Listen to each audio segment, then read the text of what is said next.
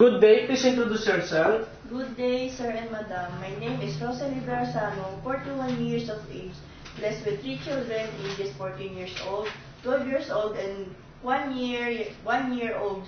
I am married.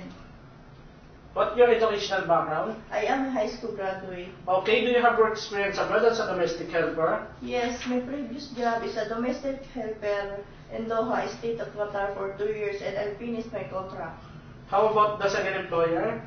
My second employer is in Hong Kong for 6 years and 1 employer. Finish contract? Yes. Okay, what are your duties and responsibilities in your previous employer? My previous employer, I taking care that their 2 kids, 11 years old boy and 3 months old baby girl.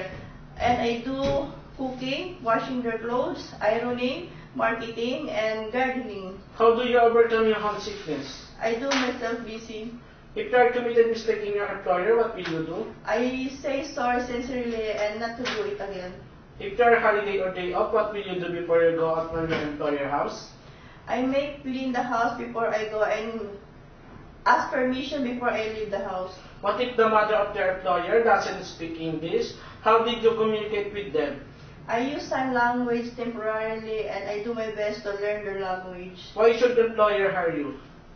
Sir, madam, I'm honest, trustworthy, responsible, multitasking, and independent person. Do you have last message to your future employer? Can you tell them now? Sir, madam, if you choose me, I will assure that I will do my very best to do my responsibility.